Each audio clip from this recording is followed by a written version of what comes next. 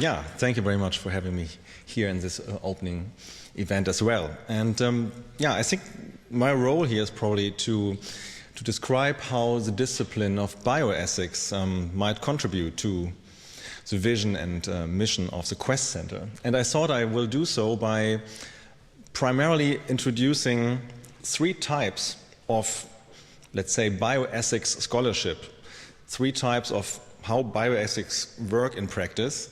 I will demonstrate that the third type, which is mainly about the evaluation of how effective and how efficient bioethics really translate into practice, that this type of scholarship is relatively neglected, not only nationally, also internationally. I give some examples and some evidence for the proof, and will suggest more or less that the Quest Center is in a good position to close this gap and to perform more research in this third type of bioethics scholarship.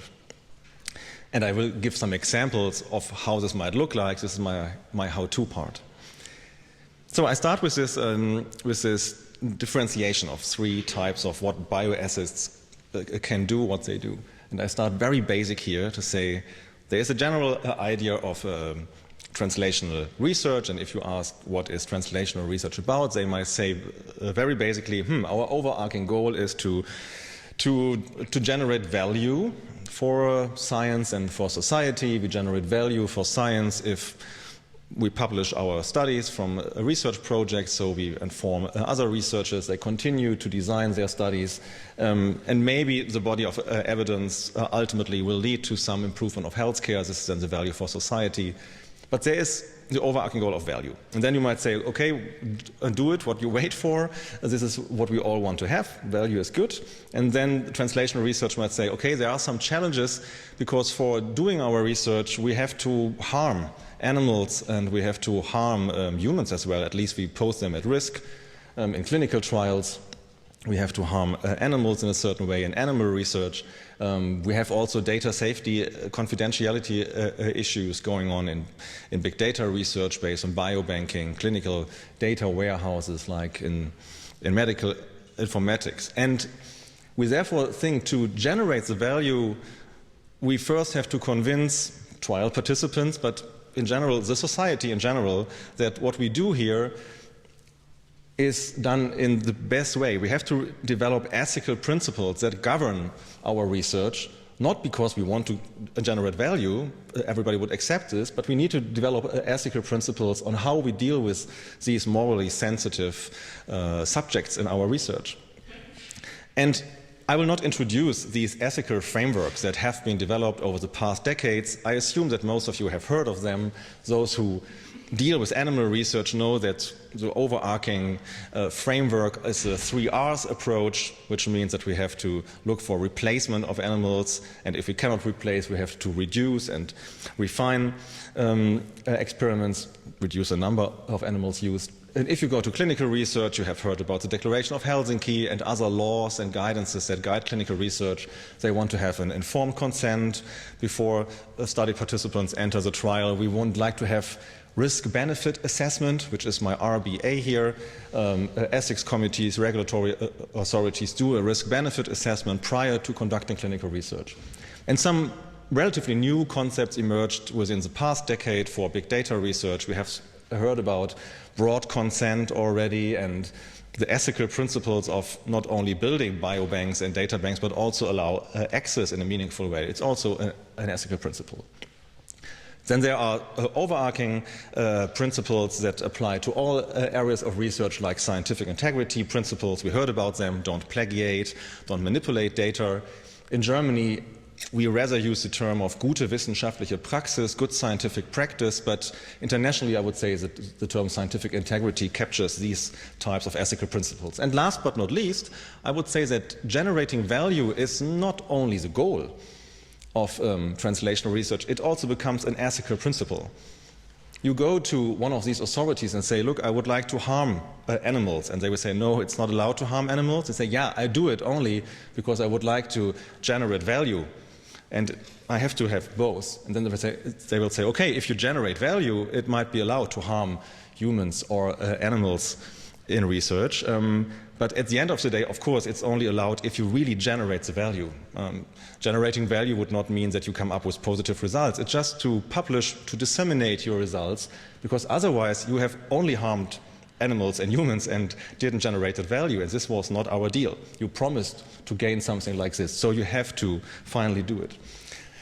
So now you can say, this is bioethics of translation, and one important task that bioethics do is to develop these principles, these concepts, to refine them maybe, to specify them on new contexts.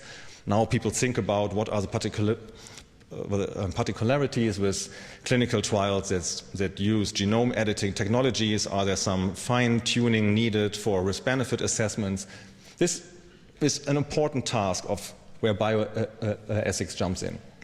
A second task where bioethics and bioethics scholarship is going on is to assess attitudes, viewpoint, perspectives from all the relevant stakeholder groups with regard to these principles that govern our research.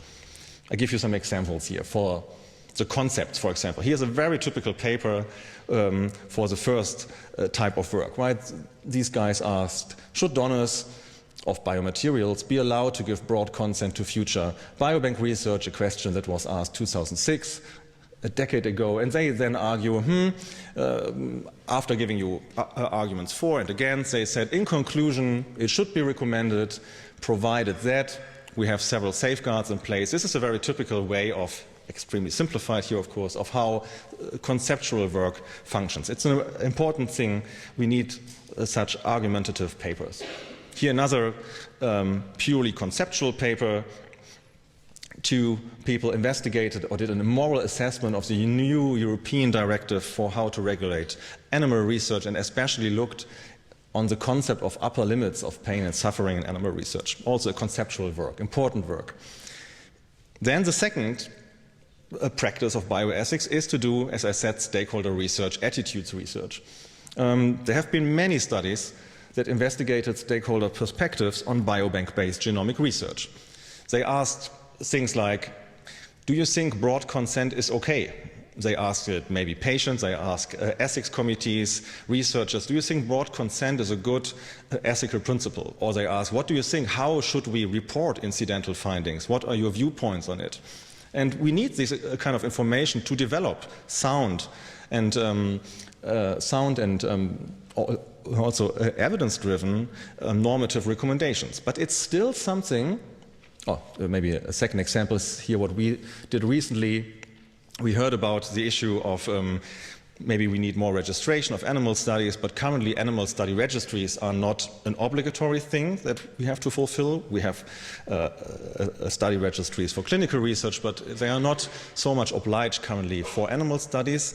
And we try to understand from the different stakeholder groups involved what are the potential strengths, the potential weaknesses if we will do much more animal study registration. These are attitudes research. And they are important, both tasks, but mainly to develop and refine and specify the theory. And now I come to the third part, which I think is often neglected. At the end of the day, of course, all these ethical principles enter into regulations, in laws, in other types of guidelines. We need these regulations to demonstrate to society that we really deal with these ethical principles in research. So regulation in itself only make value possible. It's a good thing to have it. Otherwise, it also comes, as you all know, with a lot of time and cost and administrative burden. And each time you write protocols and submit it to ethics committees, you lose time that you could have used for generating more scientific value. So having this in mind, there are two essential questions that remain here with regard to bioethics of translation. First question is, the regulations that we have, are they really effective? So you remember the title of my talk. The way we currently put ethical principles into practice, is this the way the people that developed them thought they should work? Is informed consent in practice really something where the people who read the consent form understand the consent? Is it a valid consent? Is risk-benefit assessment prior to clinical trials or animal research really a meaningful endeavor? Is it a professional and effective way to really balancing risk and benefits? So someone has to investigate, to evaluate how the practice of bioethics is going on and whether it's effective enough. And at the same time, you should also investigate whether regulation that we have is efficient. Maybe we have too much regulation. We should have as much regulation as necessary to fulfill these things and to argue that we do something ethical. But of course, we should also have as few regulation as possible.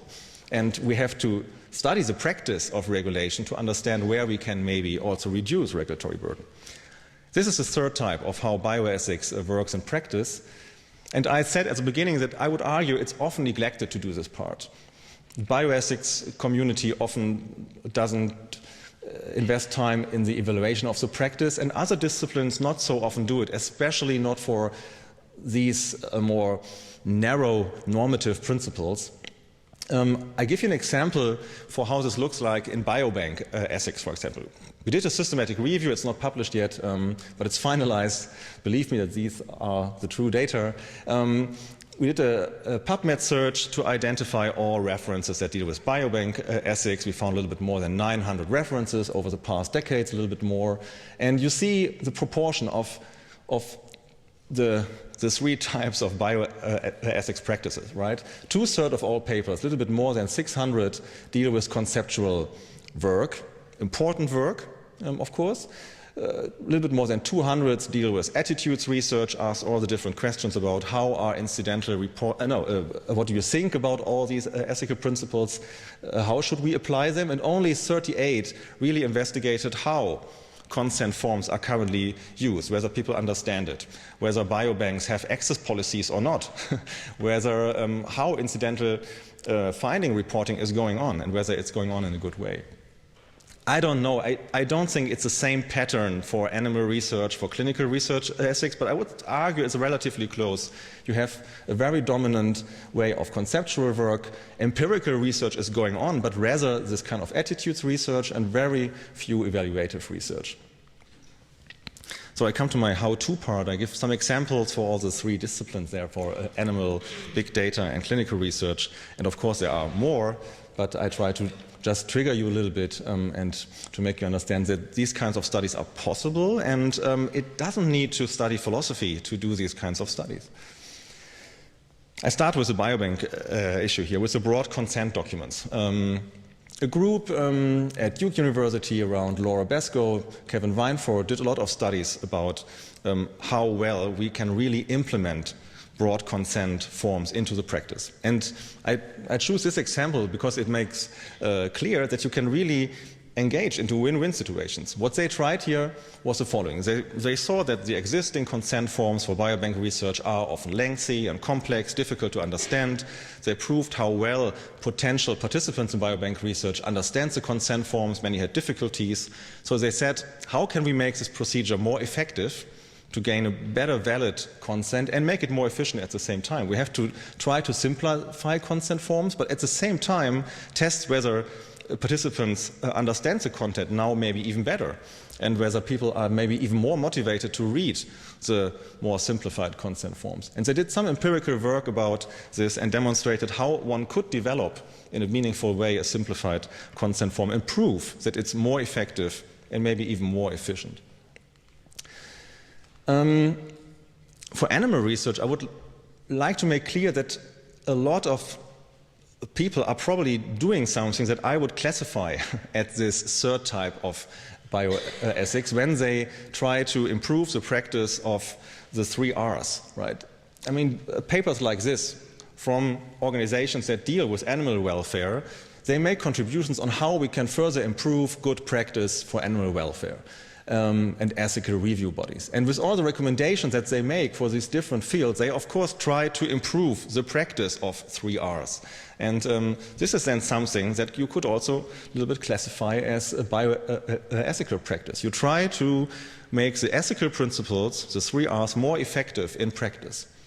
Others deal with the efficiency question and perform workshops and come up with recommendations on how to reduce regulatory burden in animal research regulations. And this is also something that I would classify as an important normative activity to think where we can maybe reduce regulation without limiting the effectiveness of the regulations.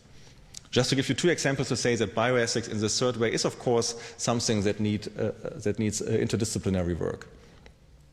And I also would like to make clear that the ethical principle of value of animal research, and that we are obliged to generate value because we promised to generate value when we get our approvals for animal research, that this is of course also something, if you try to evaluate how often value is really generated, some might say, oh, this is meta research, or maybe call it something like clinical epidemiology. But I would say it's also, of course, a kind of bioethics. So people who do surveys like this and ask animal researchers, how often do you publish your studies? And the researchers say, about 50% of animal experiments we think are published. This is a sort of evaluation of how we put the value principle in practice, and come up with some important findings that help us to refine how we currently put the practices of 3 Rs, but also the value principle into practice. Or others looked at how much do animal researchers try to increase the validity, the scientific rigor of their studies, because there's at least a general rule, I would say, the better the validity, the more animal studies are trustworthy, the more we can generate value. So it should be an ethical principle to try to generate value as best as possible. This group here had the possibility to look at all the approved animal study protocols in Switzerland for a certain time period, and investigated how often these studies report in their study protocols that they intend to do some measures to increase the validity. These typical 3 here that are often investigated, and you see that from all approved study protocols for animal research in Switzerland, in these timeframes here, less than 5% intended to blind the outcome assessment, less than 20% intended to randomize the animals when they put them into the intervention or the control group, less than 10% provided a sample size calculation. But the authorities nevertheless approved all these studies. And you can question whether the regulation is functioning in a way that it should be from the idea of the ethical principle. My last example is now from clinical research, and still strongly dependent on what I highlighted here and what others already also highlighted for the animal research, because they are a little bit intertwined, of course, and it's the nucleus or the heart of translational research. That is risk-benefit assessment prior to conducting early human research, phase 1, phase 2 trials. Why is it in the heart of translational research? You are all aware that we have these laws that ask research ethics committees, or IRB in the US, and regulatory authorities to do risk-benefit assessment prior to conducting clinical trials. And to do so, the PIs, the sponsors, inform these institutions via their study protocols and their investigator brochures about what they are planning to do and what the evidence is that makes them believe that there is a positive, a favorable risk-benefit ratio. And then these guys here read the investigator brochures and try to understand what the risk and benefits are, what the value is that should be generated, and will then decide whether there is a favorable risk-benefit ratio. But for early human research, for phase 1, phase 2 studies, of course, a lot of the evidence that enters into the risk-benefit assessment stem from preclinical research, safety and efficacy studies, and we heard about the challenges that we see in the practice, about potential publication bias, potentially threats to the validity of these studies. And then the question is, an effective, a meaningful risk-benefit assessment prior to early human studies should, of course, not only look at the results of these studies, but also try to understand whether the studies were trustworthy, whether they were valid enough to really believe the results that they present. And here is a possibility to do the third part of bioethics again, right? You can evaluate how this works in practice. It's maybe only the tip of the iceberg, but we can have a look into investigator brochures and try to understand how they currently inform these institutions that are obliged to do risk-benefit assessment. We were happy just recently to convince a set of German ethics committees to give us access to investigator brochures. We finally could sample a set of a little bit more than 100 investigator brochures, all dealing with phase 1, phase 2 trials, and looked into the preclinical sections, the non-clinical sections. And we, for this first study, focused here on the preclinical animal efficacy studies. We put the safety tox studies a little bit aside at the moment. It's under review, it's not published yet. And I just give you a snapshot on things that we find in this evaluation study of risk-benefit assessment. We found that, for example, in the investigator brochures, for only 11% of these 700 preclinical studies, you find a reference to a published report.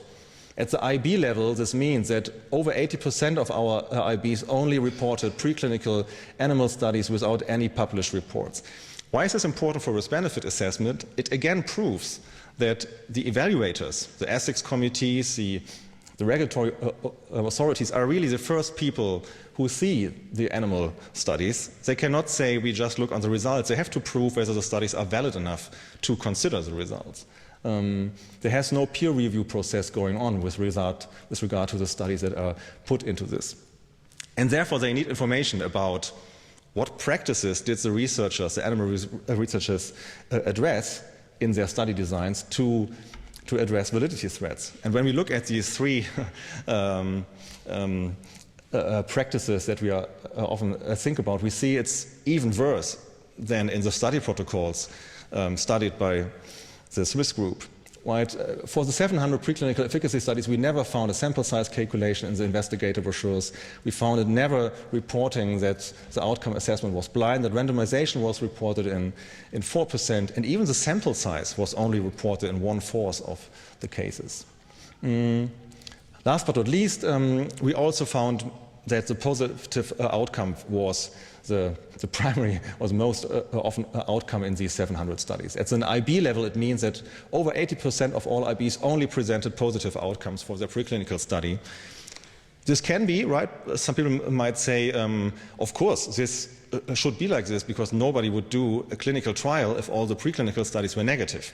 Then you would say, of course, not if everything was negative, but we need, for example, negative studies to identify the demarcations of our dosage schemes. I mean, when does this drug become negative in outcomes? Are there no studies where it becomes negative? How did you identify the window of opportunity where you now would like to do your clinical trials? Where are the demarcations? From a biometric side, you would say, what was the number of animals, the average number of animals in each of these studies? And I would then say, the average number that we found for each arm was 5 to 6. And then biometrics would say, look, if you have a sample size of 5 to 6, you will have a lot of chance going on. There must be negative results just by chance. Maybe false negatives, but there should be negatives. It cannot be that everything is positive. So we don't know. We only looked what is reported there, whether it is a biased reporting in investigator brochures or whether it reflects real world. We don't know, but it's at least questionable.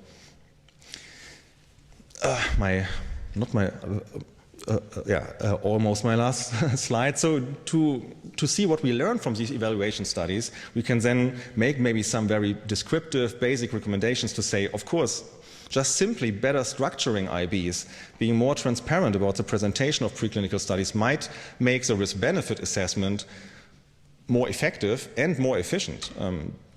To deal with the idea of presentation bias, we cannot do anything if we don't have registries for animal studies. Maybe at least for those preclinical studies that ultimately aim to become part of an investigator brochure, shouldn't we have a registry for these studies at least? Then we can identify whether the presentation of only positive outcomes really reflects the real world or is a biased presentation. And we need higher methodological standards for preclinical studies, especially for those that aim to enter into investigator brochures and try to inform the launch of clinical studies. Several experts recommended to distinguish more between exploratory and confirmatory preclinical research. And why not something like a rule that never translate before you confirmed your preclinical studies? So maybe we'll try to see more confirmatory preclinical studies, studies that really use sample size calculation, blinding, randomization, and that we would like to see these studies in investigator brochures at least. Yeah, I hope I could fulfill my goal and make you clear what the three different types of bioethics are in a simplified version, and that I would argue that the Quest Center is in a very good position and very optimistic that they will do much more of this kind of evaluation research to study how ethical principles are meaningfully and effective and efficient put into practice. Thank you very much.